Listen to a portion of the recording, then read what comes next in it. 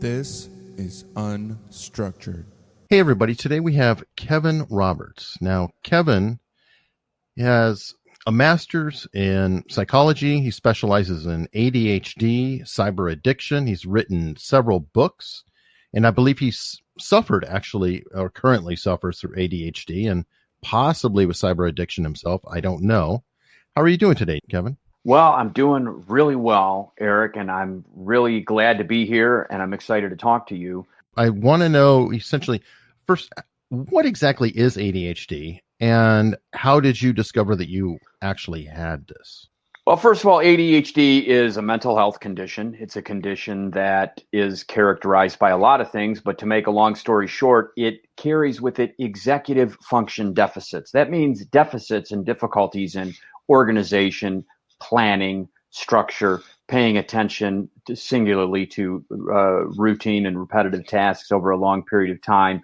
And if you haven't noticed, these are all things that are required to succeed in school and many careers. So ADHD is something that impedes success and development in careers and in school.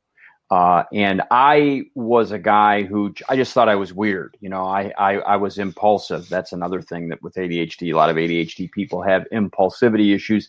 I was high energy, had a hard time sitting still. My handle on the CB radio when I was a kid was given to me, and it was called Motor Mouth. That's what I was called as a kid, Motor Mouth. I still own that as my CB handle. But I didn't discover that I was actually ADHD until I was 25, and I taught in a school, and the school psychologist kind of clued me in that there was a paradigm that explained a lot of the difficulties that I had. Because, see, I grew up with a brother who I like to say has way ADHD. I mean, he's like way out there with ADHD. And so compared to him, the rest of us in our family, we all look pretty neurotypical, pretty normal. Now, I have a crazy question. Is there any kind of parallel with dyslexia? A lot of people who have dyslexia will also have ADHD. And if you're ADHD, your chances of having dyslexia are significantly higher. And one of the sort of fundamental generalities to consider around that is when you have one condition or set of characteristics that results from differences and unique functioning of the brain, it's very common to have others. So people with ADHD are more prone to anxiety. People with ADHD are more likely to be diagnosed with depression. And people with ADHD are much more likely, significantly more likely, to struggle with substance abuse and process addictions, like the process addiction I struggled with, cyber addiction. And those struggles and my professional experiences made up my first book called Cyber Junkie, Escape the Gaming and Internet Trap. Yeah, and I definitely want to go over that in a minute because I believe you appeared on 2020 as an expert to help the panelists and whatever with three segments? I think a couple. I mean, I've been on a lot of different news shows, but certainly at least I think twice on 2020, maybe three. I don't know. Interesting. 2020 is very committed to that particular problem and to raising awareness. And one of the things we're doing right now is there's a study at Detroit Children's Hospital, and we're analyzing doing brain scans, functional magnetic resonance imaging. I like saying that because it makes me sound smart that I know how to say that. But we're looking at the brains of people who we could call screen addicts, whether they're video game addicts or excessive users of the phone, Facebook. I call us Facebook freakazoids, whatever. People who excessively use the screen to the point that it impedes or gets in the way of their daily lives. That's fascinating. And so we're finding that, young people that have these issues, their brains are different. There are different things happening in their brains. And those things are very similar to the types of brain signatures we see in people who are chemical addicts, alcohols, drugs, whatever, and process addicts, like people who have eating addictions, those types of issues, that there are many similarities. There are many regions in the frontal parts of the brain that do not function typically. It's very complex, but I mean let me just tell you, there are some amazing data that we're collecting, and this study will be reported, I think, in the New England Journal of Medicine within a year or so. So it's very exciting stuff. No, that definitely is, and it's fascinating. Actually, one of my previous guests is Professor James Fallon out of the University of Irvine. He studies brain scans. That's his specialty. He's the guy who can determine a psychopath based on a brain pattern. And oh, that's interesting. I'm sorry I didn't listen to that one. I got to go back and check out your archives.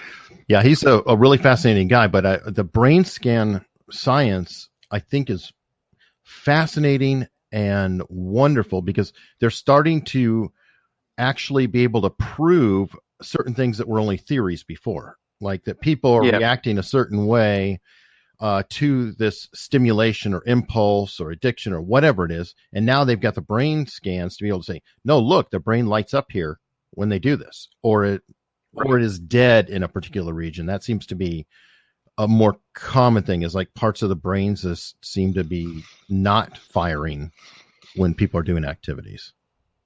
Yeah. And with the whole sociopath angle, I mean, that's really interesting stuff because the science, I mean, I'm sure your guy knows this better than I do, but the science shows that people of that type of mindset and behavior lack certain connections between certain brain regions. And it's that lack of connection that the lack of those connections that seems to underlie their behavior. And it's a really interesting thing to think about because, you know, it's they're not behaving that way because they didn't go to church enough, you know, as children, or they weren't punished enough. There are just, you know, connection issues that make them much more susceptible to that kind of behavior.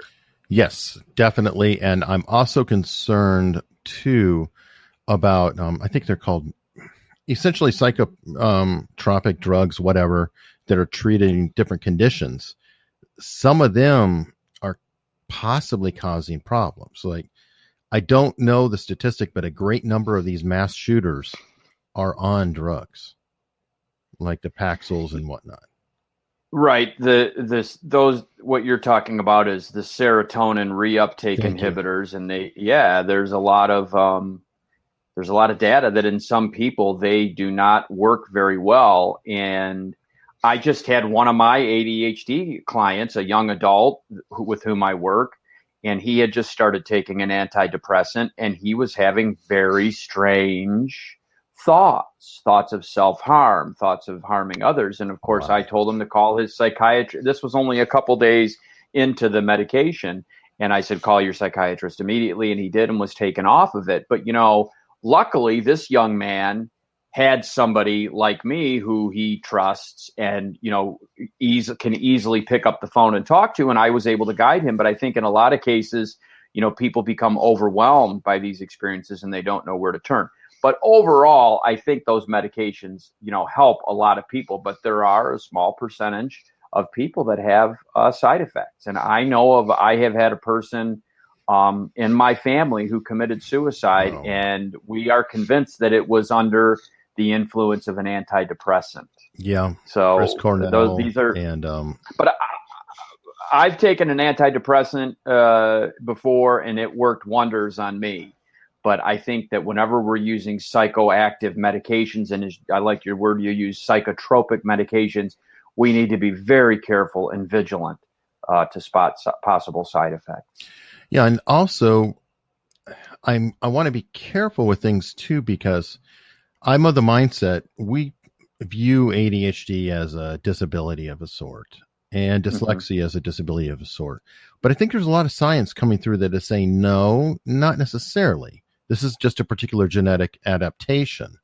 And by that, like dyslexia, well, most dyslexics have remarkable memory capability to things that they hear, but they have trouble reading.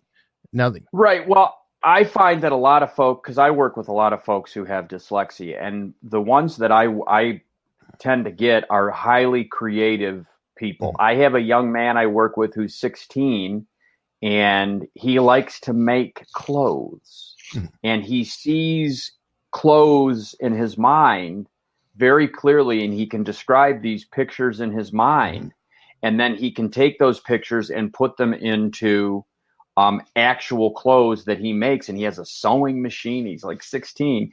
He's probably going to be involved in the fashion industry, designing his own clothing line. He's a skateboarder. That's the thing.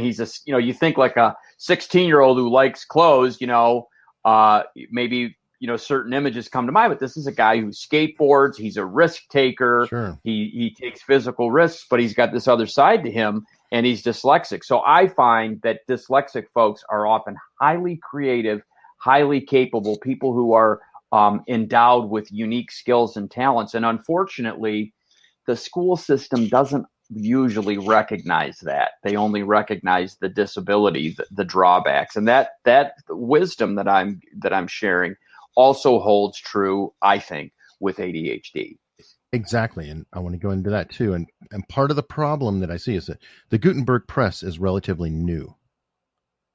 If you look at the human evolution, writing's not a big part of it. That's right. This is all new. 550 years old or whatever. Right. Now, people did scrolls before that, but the truth is we're not wired for it. We're so far advanced with our technologies versus what our physicality, our brains are able to handle. I don't know that it's necessarily a bad thing. And you mentioned risk taking, and that's significant too, because in a hunter-gathering society, and there's some articles that are proving this out, ADHD, quote, sufferers are better adapted, healthier, have more nutrients, and are better.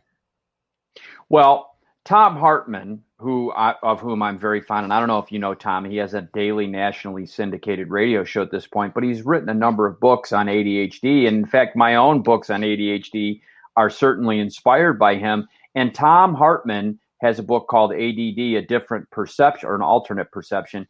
And it basically makes the hypothesis, it puts forth this supposition that ADHD people, we are hunters. Mm-hmm. We are people who are wired to change direction at a moment's notice because we see some new data. We are wired to go on the hunt and perceive reality through our senses and to experience reality through motion, through movement.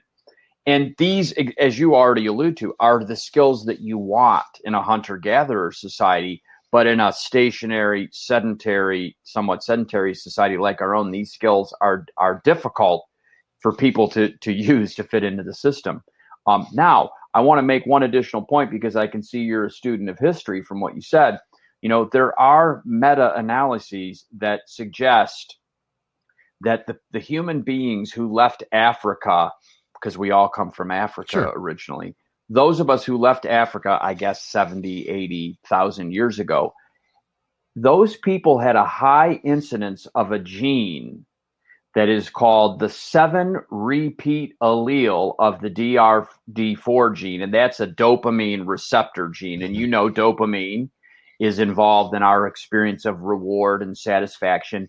And those people who have that particular variant of that gene are to some extent wired for novelty. Those are the kind of people who are going to say, it's kind of boring here. Let's cross that body of water in these rickety little boats to see what's on the other side. These are people who who have a biologically determined need to seek out novelty. And so those are the people, to a significant extent, according to paleo anthropologists, who left Africa 70 to 80,000 years ago. So ADHD people, we are wired to be explorers. We are wired to be adventurers. We are wired to take risks. The first book I published on ADHD was called Movers, Dreamers, and Risk Takers, Unlocking the Power of ADHD, rooted in that very belief. Make good soldiers too. Well, we do if there's some intensity. Sometimes we don't make good soldiers because we can be rebellious and bored. And bored. We don't. And when an ADHD person is bored, oh boy, bad things can happen. Has that happened in your life? Oh, absolutely. When I was, I used to tutor the children in this family, and they were very wealthy, and I didn't know it, but they had the whole house alarmed. And I used to go over to their house. I was like 20, and I put my coat in the closet, and there was this metal encased red button. And I would put my coat in. I couldn't wait to push that. I wondered with great curiosity what would happen. So finally, several weeks into this tutoring arrangement with these children, I had to push it. Well, the alarm went off and the police showed up in like 4 minutes.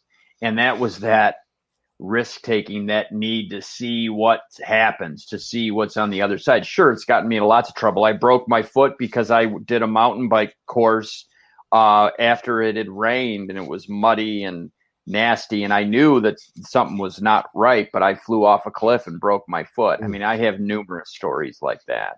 So yes, it's gotten me into trouble. Has it gotten you success too? Because it sounds like you are more impulsive and curious, maybe to a bad degree, because like that button, it semed almost like it was an obsession.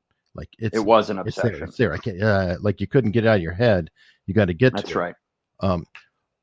It does that same behavior though work sometimes in the positive. Like there's an extremely high percentage of entrepreneurs that's right who have ADHD. That's right. Well, yes. So I taught school for 4 years and I got really bored because, you know, when you're a school teacher, generally you're teaching the same stuff over and over again. And yes, you can bring a fresh outlook. You can try different teaching methodologies, but you're teaching the same stuff. And for me, it got really boring. In fact, so boring that my last year I was depressed. I was just depressed because that's what happens for me and a lot of ADHDers, where we have some mood issues, and boredom, the lack of adventure, the lack of satisfaction will lead to that feeling of depression. I call it my ADHD funk. And so I left school. That was a risk. I didn't have health insurance. I didn't have a job. I didn't know what I was going to do. But in that intensity, I was able to do some other things. And what I did was I ended up working with people who had ADHD. I developed this reputation at school for being able to turn around kids with ADHD. And after I left the school, that reputation led to people calling me. And that's how I've largely made my living for the last 20 years. I help ADHD children succeed in school and adults. I have somebody right now who's in medical school. I have another client I work with who's in law school. So that's what I do. But that allows me flexibility. See, so I just was in London last week doing a speaking tour for my book. So my job, I'm flexible. I have freedom. I can take time out to do adventures. Now that I've had that adventure, I'm good to go for another couple weeks, maybe a couple months. But then eventually I'm going to need something else to spice life up a little bit. That's how my brain is constructed. So being on your own probably helps keep the variety up enough to where you can drop one thing and move to another. Hopefully that's right. Completing the first thing. On your book tour, I believe your latest book is something called Schindler's Gift, and it's about Schindler having ADHD. Yeah, it's about a man named Oskar Schindler, who many people are going to be familiar with because of the movie Schindler's List. And when I watched Schindler's List, I developed the suspicion that he had ADHD. And in fact, there was a scene in the movie when he comes up with this preposterous idea that he is going to get Jewish investors to give him money to buy a factory. And Ben Kingsley, who's playing Yitzhak Stern, says to him, "Mr. Schindler, let me understand. They put up all the money. I do all the work. What, if you don't mind my asking, would you do?" And Schindler says, "I'd see to it was known the company was in business. I'd make sure it had a certain panache. That's what I'm good at. Not the work, the presentation." When I saw that scene, I said to myself, wow. I watched it several times. I kept rewinding it because I saw that movie at the first time at home. And I said, I think he had ADHD. I've been to Poland 10 times. I've been to the Czech Republic. I've read every possible article, Schindler survivor account, several books by scholars on Schindler. And I am overwhelmingly convinced that he had ADHD. And at the very least, if somebody wants to split hairs with me, he had all of the fundamental executive function deficits that are characteristic of ADHD. He didn't just have a couple, he had almost all of them. So the reason I wrote this book, and I call it Schindler's Gift, how one man harnessed ADHD to change the world, because I think ADHD people do have a power and often have an intensity that can make positive and meaningful changes in this world. But the way we have to go about it is different. There's no roadmap. I mean, if you want to become a doctor, there's a roadmap. You got to do a lot of things. And if you're one of those people who knows how to persist and plod through, you can be a doctor. It's not easy, but you can do it. But for ADHD people, we often don't have a roadmap on how to succeed. And that's one of the things I try to do in this book, Schindler's Gift. Not only teach people about history and about this amazing man, but give us all a roadmap to make change in this world. Well, that makes a lot of sense. And I actually view it as a gift. I don't personally have it, but I can see where it may actually be incredibly powerful tool. And by that, what I mean is, have you heard of the theory of essentially green spaces or blue spaces or just spaces, period? And that is, if you want to start a business or you want to succeed at something, you can jump into this crowded marketplace, or you can pivot slightly and you see where there's a space between a couple areas. And I would think that the ADHD person, because they're not able to fit in with the crowd who's going to be in a crowded space, very naturally is inclined to notice these other avenues that the rest of us are blind to. Well, I think that's very true. I think that and I'm very lucky. There was a niche for what I do. I don't know anybody that does exactly what I do, to be really honest. And I've had offers from all over the country and actually in the United Kingdom and Greece to come there and do what I do in different countries. But I think you're absolutely right. And we like a niche because that affords us independence. And it's kind of exciting. It's kind of exciting to forge and create something new. Now, as I say that, I want to say that I do agree with you. I focus on the positive sides, but I have this friend, Gina Para, and Gina wrote a book called Is It You, Me, or Adult ADD? And Gina, whose opinion and perspective I appreciate, she thinks it's dangerous to talk about ADHD as a gift, because if we talk about it as a gift, then the people who suffer, and especially those who suffer severely, they're going to be enabled to have a mindset that they don't really have to work on themselves. Oh, it's a gift. No big deal. I don't have to, it's all a gift. It's all wonderful. It's all good things. And so we have to be careful when we call it a gift, that we realize that there are a lot of liabilities. I mean, I have trouble depositing checks in the bank. I have checks go stale because I lose them. I procrastinate. I'm still struggling with that. There are a lot of aspects of life that I struggle with, a lot of aspects that require persistence and follow through. I get into funks. Every week I get into a funk. I'm going to be honest with you. I scheduled this podcast with you, and about 2 hours ago, I had my normal ADHD funk response. Oh, God. Why did I tell him I'd do it on a Saturday? I wanted the whole day off. Oh, my God. I'm going to cancel. I can come up with a good excuse, and I'm a great excuse maker. Yes. But what I've had to develop, Eric, is a subroutine in my head that talks me out of the funk and positive self-talk. But let me tell you, I got a tremendous amount of self-sabotaging, self-destructive, negative self-talk in my head. And if I hadn't done an enormous amount of work on myself, gone to therapy, meditation retreats, Buddhist meditation retreats, all sorts of stuff that I did for 2 decades, I wouldn't be able to persist through this. So it is a liability, especially that funk that I go into, that moodiness, that depression, because when I'm in that state, it's really hard to get out of it. And then I make stupid decisions, or at least, let's say, self-sabotaging decisions. Yeah, I was actually going to ask you about that, because I believe you had once used a fire or a house fire as a method to get out of a lot of things that you decided you didn't feel like doing. Well, I had a house fire, and I didn't set it. No, I did not. A friend of mine, Okay. yeah, I know who did, and I'm not going to say that on air, and it was an accident. Right. We're pretty sure that he put a cigarette out in what he thought was a pile of dirt that was a pile of peat moss. Ooh. But that fire lit a fire under me. And a guy, I had needed to do all of this house repair and all of these projects. Well, I did everything as a result of that fire, and I spent 2,000 to 3,000 hours that year working on that. So that's one of the things that can happen with ADHD people is when we have the right stimulus. I mean, I'm telling you, I hate painting. I hate picking out clothes. I hate picking out furniture. I hate shopping. But during that year, because I lost all my stuff, I had to go to school on home improvement. I had to go to school on interior design, and I now have a beautiful house.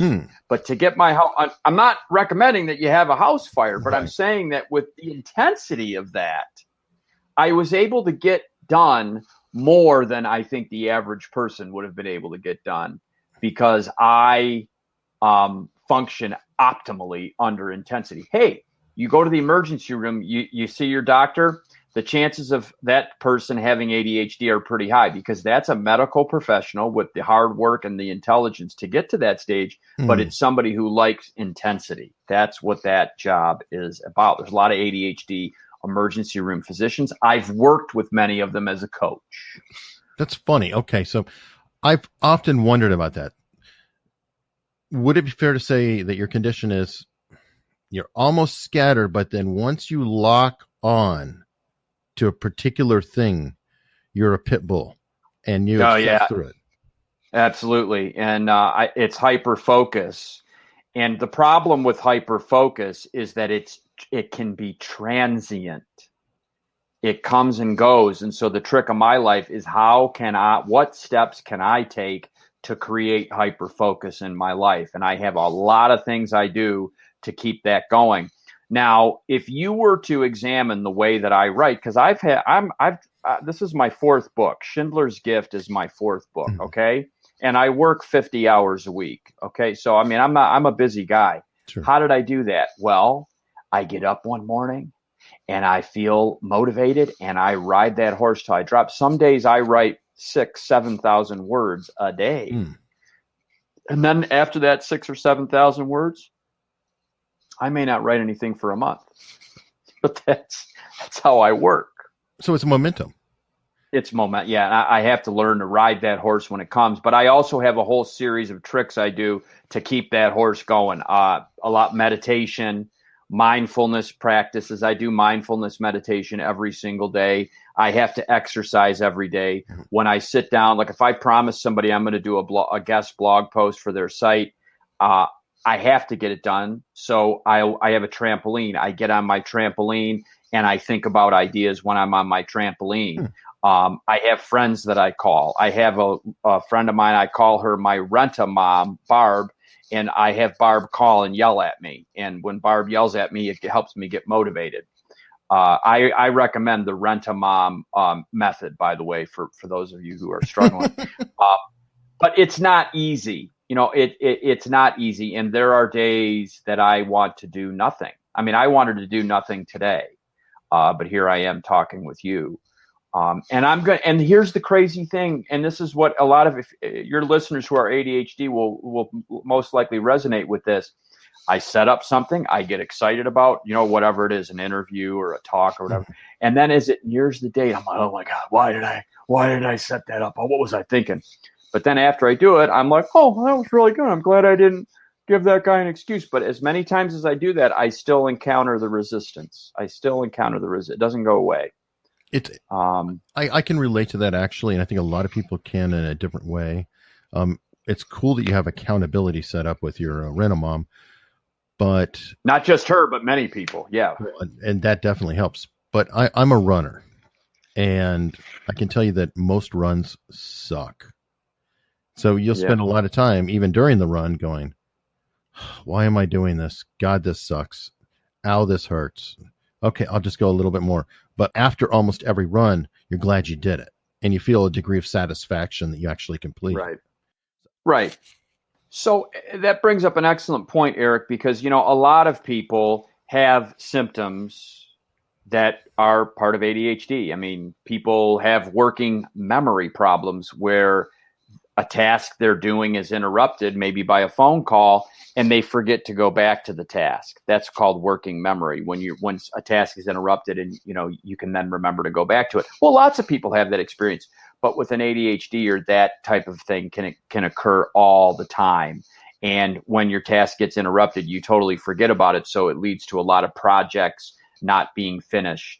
And so forth. So a lot of ADHD people, we have a trail of unfinished projects behind us. So it's different. It's very different when you have, the occasional sort of what could be called an ADHD symptom. And when you have 6 out of the 9 that define ADHD, in either there's 2 different symptom clusters.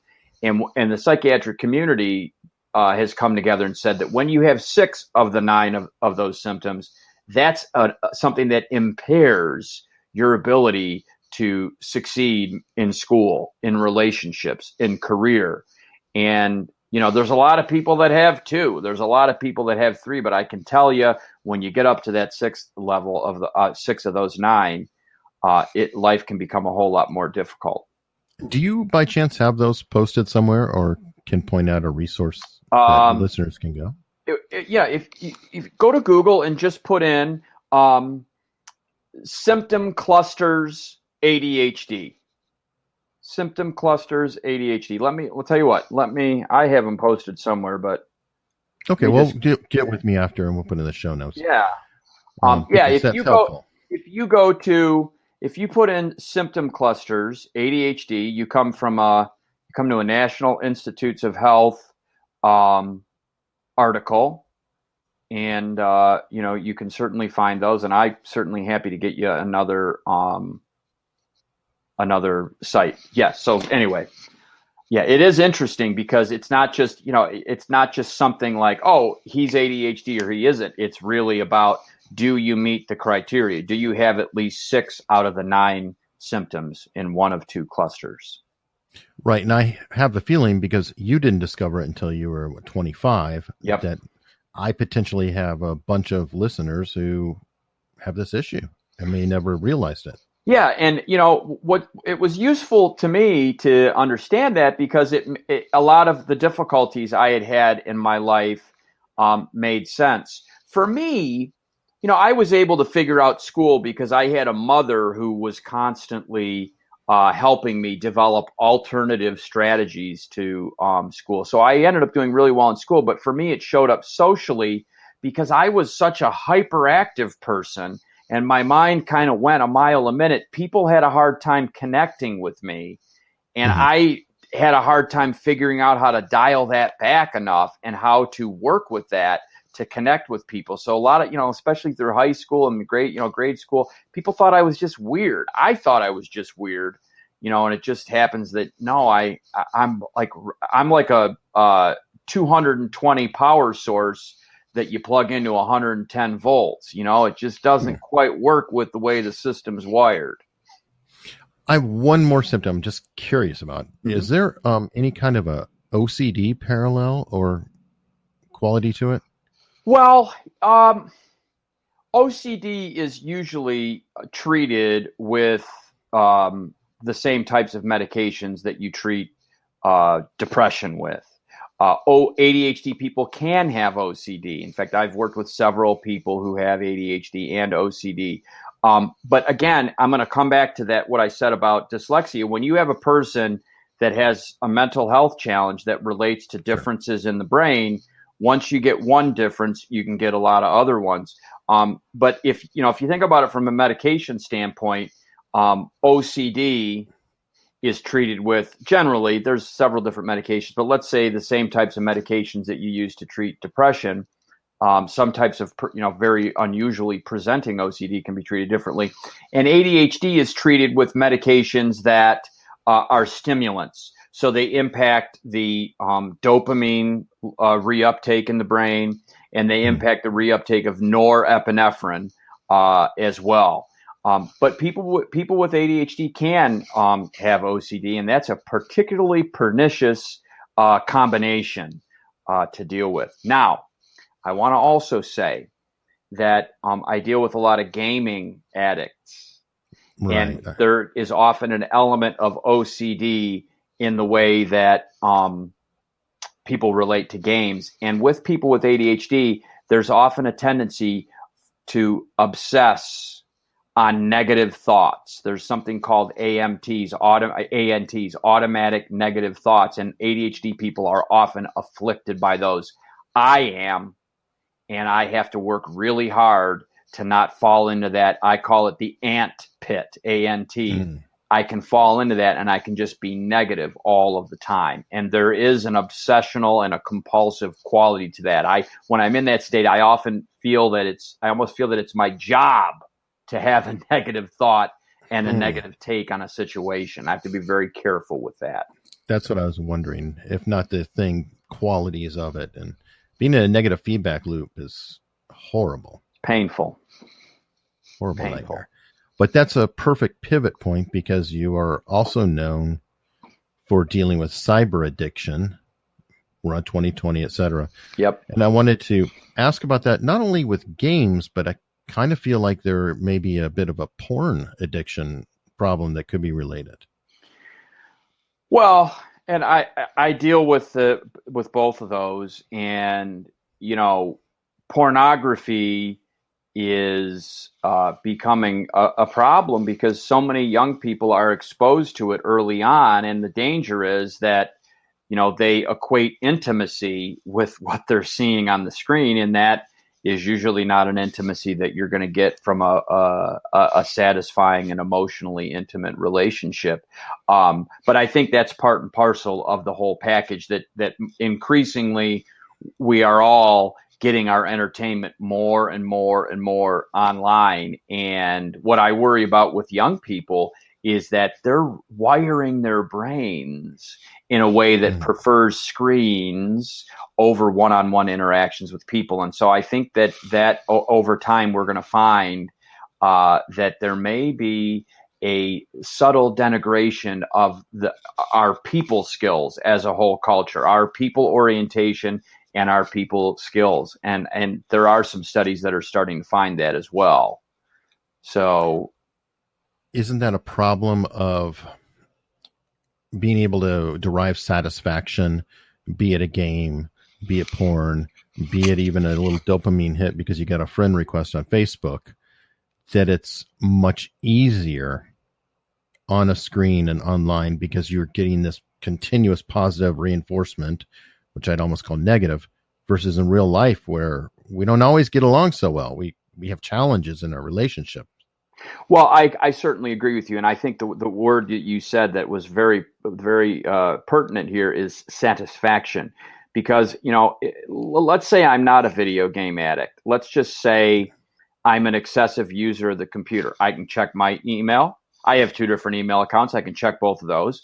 And each time I check something, there's mail. That's a micro satisfaction. And then there was an email that I really actually am interested in. There's another satisfaction. But then once I've exhausted the opportunities for satisfaction, that little feeling of micro satisfaction that I get from that, then I can go to Facebook. Then I can, I have an Instagram account that I post on about books that I can go to Instagram. Then I can go to Google News.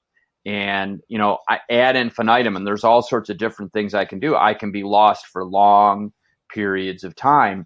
And I think that as a culture, not just children, but adults, we are developing this truncated attention span. We pay attention to things for a very short period of time, and then we change. And then we go to something new.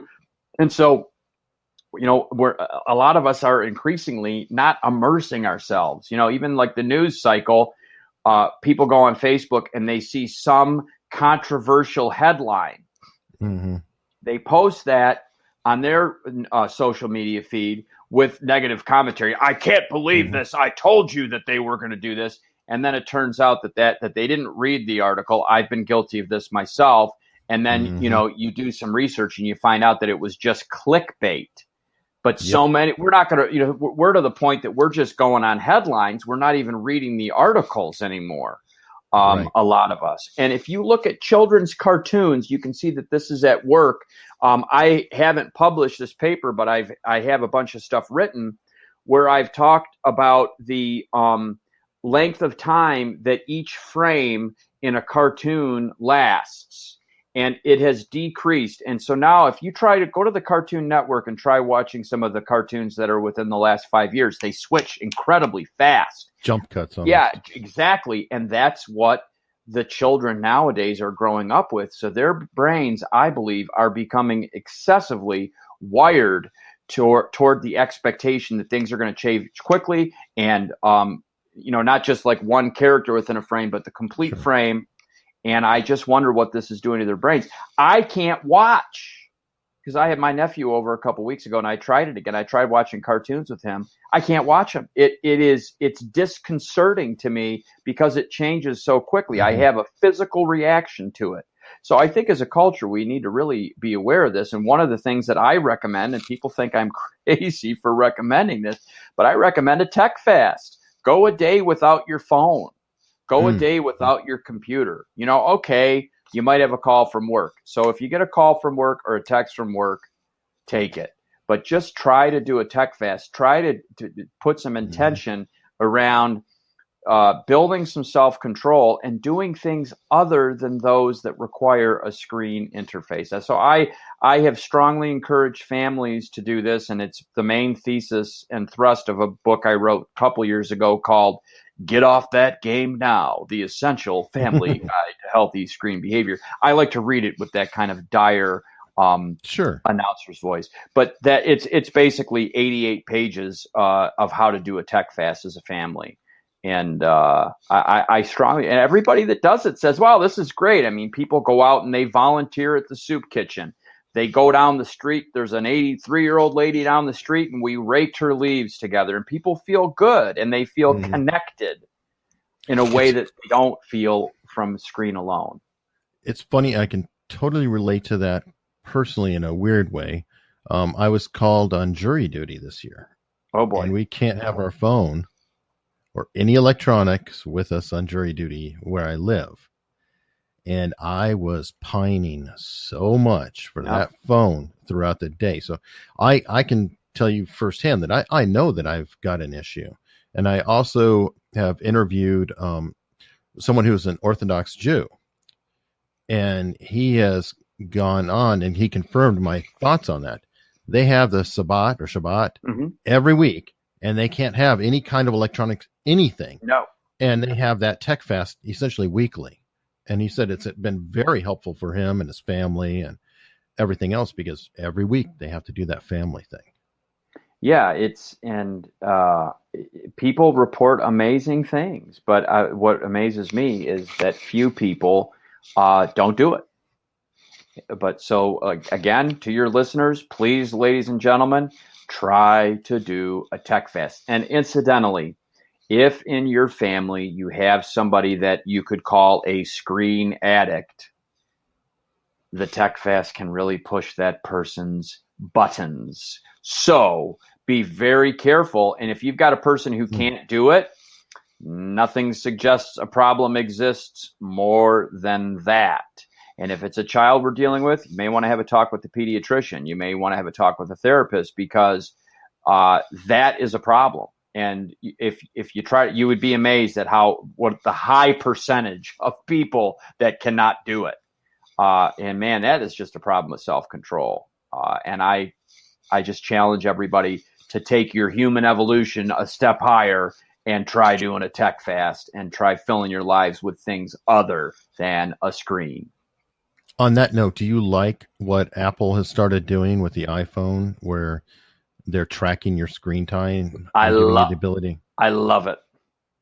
I love it. And I love that, if you're a parent and you have a child with a cell phone, a smartphone, and let's face it, if you're one of those strident parents who thinks that your child should not have a cell phone, I certainly understand where you're coming from.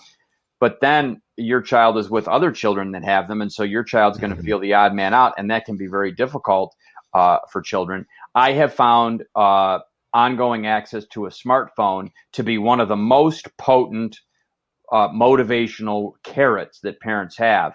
And all you got to do is, oh, he didn't do his homework. Oh, he didn't turn that math assignment in. Go to your phone. You can configure your own phone to have access to that through your account. Turn the phone off. Don't argue with him. And then when he comes home screaming, say, "Oh gosh, I'm sorry. As your dad, I have to enforce rules, and I'm not letting you have it. If I let you have a cell phone when you're not meeting the responsibilities of your life, I would be a bad parent. I'm not willing to be a bad parent. Get those assignments in. I'll turn it back on." Most potent motivational carrot, among the most potent motivational carrots in the history of parent-child relations, I maintain. Yeah, I'd agree. Yeah, it is fierce. Now, to wrap things up, do you have any other brief guidance or suggestions that may help besides the fast? Well, if you're going to do a fast, the problem is akin to when an addict stops, let's say an alcoholic stops drinking. Well, a lot of the daily behavior was wrapped up into thinking about drinking, getting the alcohol, drinking it. And if you have a family, maybe concealing it. That's a lot of energy. Well, once you take that away and you don't have to spend that energy, you got to fill your time with something. So if you're going to do a tech fast, one of the most important things is to think through what you're going to do. The people that are most successful are the people that give themselves a schedule on that day, and they kind of plan their days out so they know what they're doing, because that gives them something to look forward to, and so they don't feel they're just in this black screenless void. That's how a lot of people experience it. But just plan it out. And if you're going to do it as a family, I wouldn't just abruptly do it. I would start talking about it a month or 2 months beforehand. And I always recommend that parents be the model. So as a parent, I would recommend that you do your own tech fast and let your kids know that you're doing the tech fast, and you be the model first, and then say, well, we're going to do this as a whole family. Let's look at dates. When do you guys want to do it? Okay. Yeah, so those are some of my recommendations. If people are really serious, you can certainly, I think it's $3 on Amazon or something, get a copy of Get Off That Game Now, The Essential Family Guide to Healthy Screen Behavior. So. Okay, well, wonderful. Now, people can find you at kevinjroberts.net to find out more? Yep, not .com, .net, and don't forget the J in the middle, kevinjroberts.net. If you're curious about Oskar Schindler, it's on Amazon. All my books are on Amazon. So Schindler's Gift, all you got to do is put that in the Amazon search bar, is on there. Be happy to get one of those over to you. So, yeah. So if anybody has any questions on ADHD or cyber addiction, please go to my website. You can contact me there. I would love to help. Well, wonderful. And hey, thank you so much for coming on. My pleasure. I'd like to come again.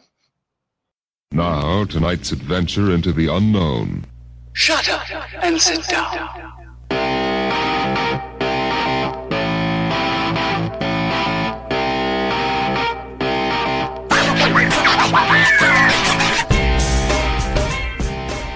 Hey, it's Sarge And Frenzy. from the Sarge Approved Podcast. If you're not familiar, the Sarge Approved Podcast has a guest every episode featuring people like actors, Comedians. Survival experts, Authors. martial arts experts. Basically a whole gamut of badass people. Yes. And you can check out all our episodes on all the podcast platforms, iTunes, Spreaker. Stitcher, Google Play Music. iHeartRadio. And yeah. you can check us out on all our social media, Facebook.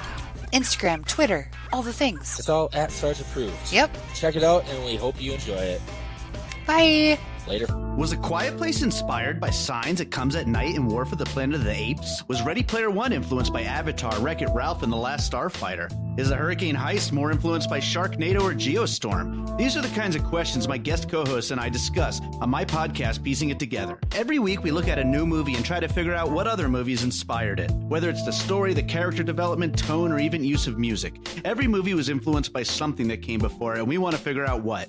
Check out Piecing It Together on your favorite podcast app, or check us out on piecingpod.com. You can also follow us on social media at piecingpod. piecing it together as a part of the All Points West podcast network.